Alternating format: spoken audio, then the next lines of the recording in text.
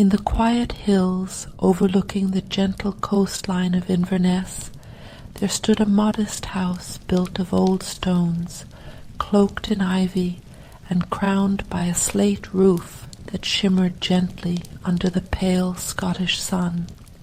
Here lived Arthur Gray, a retired professor whose days were now punctuated by quiet contemplation and long, meditative walks. Arthur was renowned for his lectures on philosophy, yet had always remained intriguingly solitary. On one particular spring morning, as the mist lingered lazily over the hills, Arthur embarked on his habitual walk, accompanied only by the rhythmic crunch of gravel beneath his boots. On this day, however, he was surprised to find a thin, scruffy dog, perhaps abandoned, perhaps lost, sitting patiently at the edge of the path, as if awaiting his arrival. Arthur paused and examined the animal. Her coat was patchy, her ribs showed through her fur, and yet her eyes held a clear, steady gaze, neither pleading nor fearful. They stared at one another for a long moment, silent communion passing between them, without any exchange of gestures or words. The dog rose and quietly joined Arthur at his side, as though they had known each other forever. From that day onward, they became inseparable, yet Arthur never gave her a name.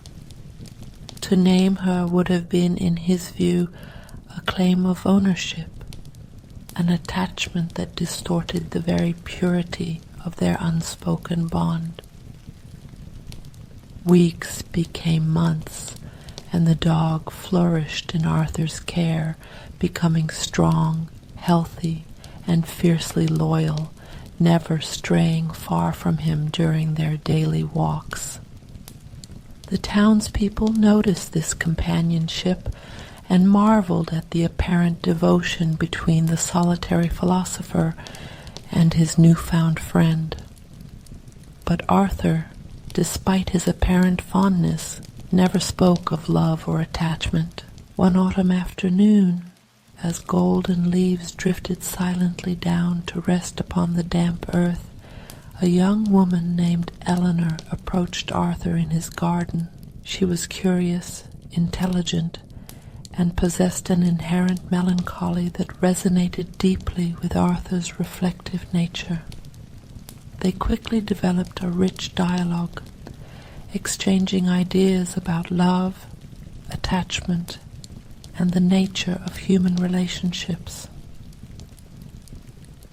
"I believe love is the strongest of human emotions," Eleanor ventured gently one day, as they sat beneath the sprawling branches of an ancient oak. "Love is not an emotion, nor is it human," Arthur replied calmly, gazing thoughtfully across the fields. "We think we love when people meet our expectations, our fantasies. True love has no object, no direction. It simply is. What we often mistake for love is just a reflection of our ego, craving validation and security." Eleanor pondered this, troubled, yet intrigued. "But surely," she said quietly, "loving someone deeply, truly, profoundly, is that not the very purpose of life?" Arthur smiled softly. "To love deeply is indeed our purpose, but to love someone implies conditions. Conditions imply expectations, and expectations inevitably lead to disappointment. We love authentically when we simply love the presence before us, free from conditions or expectations. Love is the state of being, not a state of doing. Over time, Eleanor found herself visiting Arthur more frequently, drawn to his philosophical insights and his gentle manner. Yet, subtly and without her realizing, she began harboring a fantasy, a quiet hope that Arthur might reciprocate her affection, validating her presence in his world.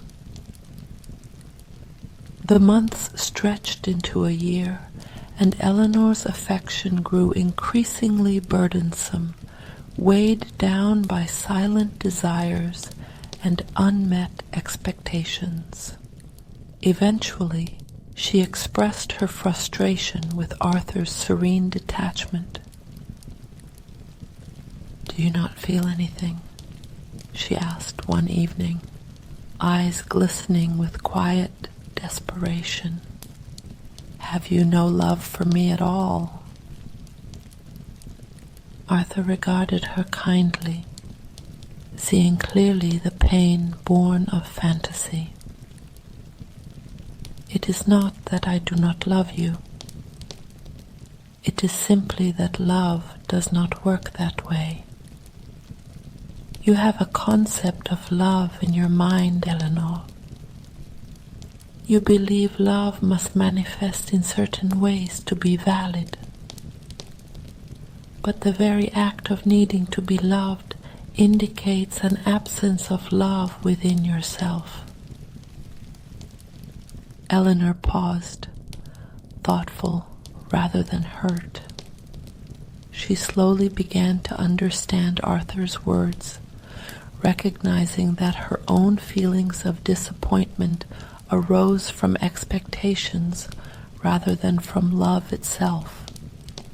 She gradually shifted her perspective, embracing the peace found in presence without expectation. Years later, the nameless dog gently lay down one evening and quietly passed away at Arthur's feet. Arthur shed tears, not from loss, but from the profound recognition of what love had truly been: presence without demand, companionship without expectation.